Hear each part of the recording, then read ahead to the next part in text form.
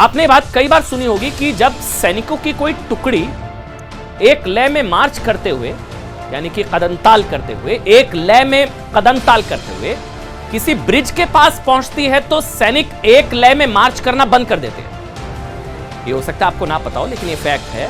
अगर उस वस्तु पर उतनी ही वाइब्रेटिंग फ्रीक्वेंसी से वार किया जाए, उतनी ही वाइब्रेटिंग फ्रीक्वेंसी से, तो फ्रीक्वेंसी डबल हो जाती है और उस वस्तु के टूटने का खतरा हो जाता है। ये फैक्ट है। विज्ञान की भाषा में ये साइंस है, इसे विज्ञान की भाषा में मैकेनिकल रेजोनेंस कहते हैं। Mechanical resonance. The live TV, सच सबसे आगे। नमस्कार, द लाइव टीवी आप देख रहे हैं। आपके साथ मैं हूं आदित्य कुमार। गुजरात में हुए हादसे का महिमामंडन मीडिया पूरी तरीके से कर रहा है। वो सरकार को दोषी नहीं ठहरा रहा है, वो कुछ अलग एंगल निकाल के आ रहा है। आप देखिए कि आपने सुधीर चौधरी को देखा। सुधीर चौधरी साहब उन लोगों को ही दोषी ठहरा रहे थे जो बेचारे अपनी जान गंवा चुके हैं, जो आपके और हमारे बीच नहीं हैं। अब दूसरी तरफ अमन चोपड़ा जी को भी आप जानते हैं। अमन चोपड़ा जी भी इस काम में बहुत माहिर हैं। वो भी साहब को बचाने के लिए विज्ञान लेकर आए हैं। बता रहे हैं कि विज्ञान में छिपी है हादसों की वजह, यानी ना लापरवाही हुई, ना लोग वहां गए, सब कुछ विज्ञान के द्वारा हो गया। यानी विज्ञान में हादसों की वजह छिपी है। इस बात का बाकायदे उन्होंने महिमामंडन किया है और बताया है, और उसमें सेना को भी लेकर आ गए हैं। आप समझिए, मतलब साहब को बचाने के लिए किस हद तक अमन चोपड़ा जी गिर सकते हैं, इस बात का अंदाजा आप लगा लीजिए। कह दीजिए गोदी मीडिया गिर सकता है। पहले सुधीर चौधरी ने, जिनकी चिता भी ठंडी नहीं हुई थी, उनको दोषी ठहरा दिया गया।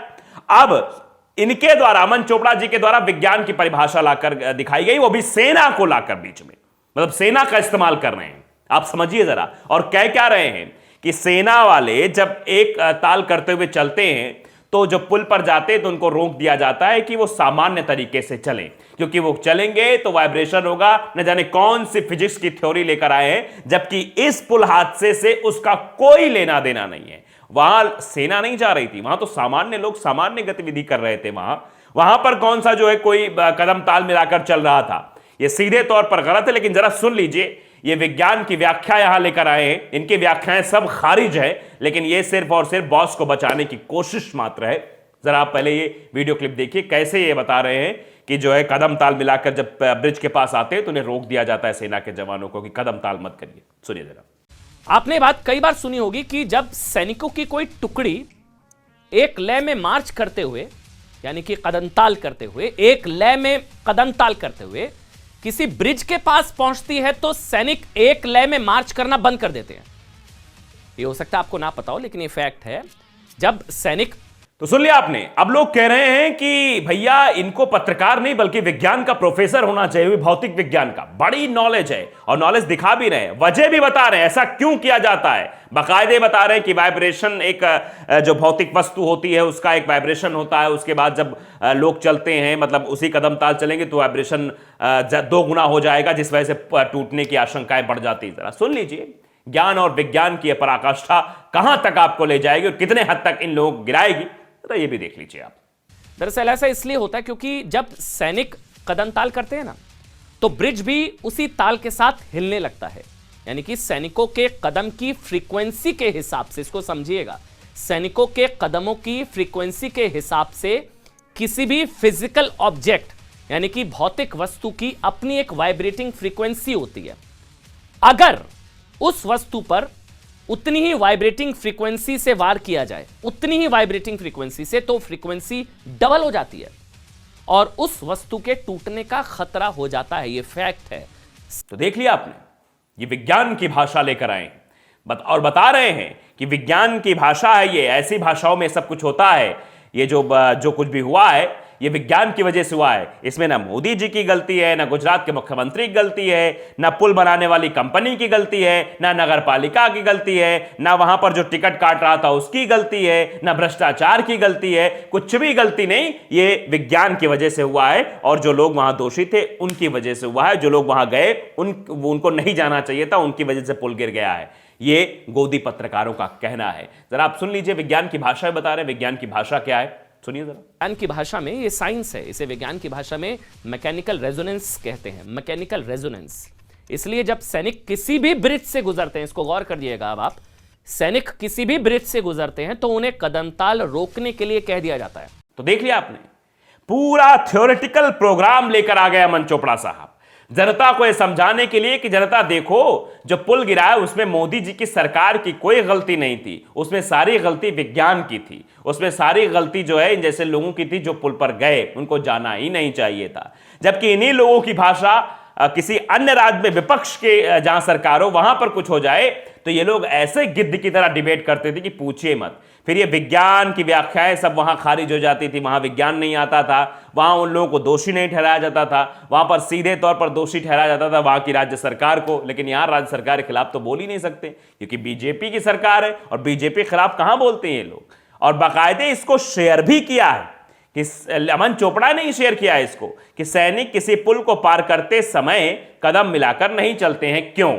ये विज्ञान की व्याख्या बताई जा रही है। इससे आप ये समझ जाइए कि वो पुल जो है वो कदमताल की वजह से गिर गया है, ना कि वहां पर कोई भ्रष्टाचार हुआ है। अब लोग लिख भी रहे हैं इनके ऊपर, खूब कटाक्ष आ रहे हैं। राफेल गांधी 2.0 ने लिखा कि वाह रे 1.5 फीट के न्यूटन, क्या क्या करना पड़ रहा है एक नालायक के बचाव में। कल को तू अगर किसी खुले गटर में गिर गया तो विज्ञान लगाएगा कि प्रशासन की गलती नहीं है, गंदगी को गंदगी खींच लेती है। यह कटाक्ष किया गया है कि कल का गटर में गिर जाओगे तो गंदगी गंदगी खींच लेती है। यह फॉर्मूला लेकर आओगे, उसमें प्रशासन की कोई गलती नहीं बताओगे। लोग लिख रहे हैं। प्रशांत कनौजिया ने भी लिखा कि अमन चोपड़ा इतने बड़े वैज्ञानिक हैं कि इसरो की नौकरी को लात मारकर अंबानी की नौकरी कर रहे हैं। ये लोग अपने बच्चों को कैसे मुंह दिखाते होंगे, बेशर्म बेहुदा। आगे जो शब्द लिखा है वो बोलने लायक भी नहीं है। लोग इस तरीके के शब्दों से नवाज रहे हैं अमन चोपड़ा को कि कर ही वैसा रहे भैया, दिखा ही वैसा रहे, बता ही वैसा रहे, विज्ञान की व्याख्याएं लेकर आ रहे हैं। जनता कह रही ठीक है। अच्छा, बाबूजी नाम के ट्विटर यूजर वो भी लिखते हैं कि अमन चोपड़ा को लगता है कि वो मुंह से मतलब करेगा तो उसे लोग उसे चमगादड़ की जगह बैटमैन बुलाएंगे। ये सब चीजें लिखी जा रही, मतलब ऐसे शब्द लिखे जा रहे हैं अमन चोपड़ा के बारे में कि आप सोच भी नहीं सकते हैं। मीर इमरान है लिखते हैं कि यकीनन अमन चोपड़ा जैसे सरकार, मतलब जो शब्द लिखा है मैं नहीं बोल रहा हूं, सरकार का अच्छा खासा माल खाया है। इसको कोई बताओ कि मोरबी के पुल पर कोई कदम ताल नहीं किया जा रहा था। ये लोग कह रहे हैं कि तुम जरा देखो जाके, वहां कोई कदम ताल नहीं कर रहा था जो ये महिमा मंडन करने के लिए तुम आ गए हो। मारवाड़ी काको लिखते हैं कि सच बताना, घर जाते हो माँ बाप पत्नी बेटा बेटी कुछ नहीं बोलते आपको कि क्या पत्रकारिता है आपकी। चुल्लो भर पानी में डूब मरो अमन चोपड़ा, इतना डरते हैं एक फेंकू से कि सच और गलत में अंतर करना भूल गए। लोकतंत्र के चौथे स्तंभ से जनता का भरोसा आप जैसे पत्रकारों की वजह से उठ गया है। ये जनता लिख रही है कि क्या मुंह दिखाते हो कि घर में जाकर अपने कैसी पत्रकारिता करते हो। लोग सवाल पूछ रहे हैं कि इस तरीके से एक पार्टी को बचाने के लिए, एक शख्स को बचाने के लिए आप इस तरीके से गिर सकते हो। अभिजीत सिंह ने भी लिखा कि भारत के सभी नागरिकों से मेरा अनुरोध है कि अमन चोपड़ा की बात मान ले। मोरबी का पुल बिल्कुल ठीक था, गलती मोरबी की जनता और खासकर बच्चों ने कि जो पुल पर कदम ताल करने लगे। अमन जी देश के सबसे सच्चे और ईमानदार पत्रकार हैं, इनको भाजपा से चेक में नहीं कैश में सैलरी मिलती है, ये लिखा जा रहा है। मतलब वहां पर कदम ताल की परिभाषा लाकर करने की क्या जरूरत थी, इतना विज्ञान बताने की क्या जरूरत थी। आप समझिए, लोग ऐसे ऐसे शब्दों से लिख रहे हैं। संदीप मिश्रा ने लिखा कि जो हादसा गुजरात में हुआ वो लापरवाही हुई सबसे, मतलब लापरवाही का वो नतीजा है। लेकिन ये बता रहे नहीं, विज्ञान की वजह से हुआ है, विज्ञान की वजह से, विज्ञान ने सब कुछ किया है। ये विज्ञान की व्याख्या लेकर आए हैं कि ये कैसे हुआ है। राजकुमार स्वामी वो लिखते हैं कि क्योंकि वो सैनिक हैं, गोदी मीडिया पत्रकार नहीं जो हमेशा सरकार के साथ कदम ताल करते रहते हैं। कदम ताल पर भी कटाक्ष लोगों ने किया है। अमन चोपड़ा सरकार की नाकामी छुपाने के लिए अब जनता को सैनिक बनाने तक पहुंच गए क्या? याद रखें कि जनता को सेना वाली ट्रेनिंग नहीं दी जाती है। गजब पत्रकार है हमारे देश में, ये लोग लिख रहे हैं। जिस तरीके की पत्रकारिता हो रही है उस पर सवाल तो खड़े ही किए जाएंगे और जनता सवाल खड़े कर रही है। तो किस हद तक पत्रकारिता गिरेगी? सेना को भी लाया जाएगा, उसमें कदमताल की बात की जाएगी, जबकि वहां कदमताल नहीं हो रहा था। लेकिन हां, यह सब इसलिए किया जा रहा है क्योंकि एक बॉस को बचाना है, बस इसीलिए सब हो रहा है। तो द लाइव टीवी को अगर आपने सब्सक्राइब नहीं किया, सब्सक्राइब जरूर करिए, बेल आइकन दबाइए ताकि सच खबर आप तक पहुंचती रहे। नमस्कार। द लाइव टीवी, सच सबसे आगे।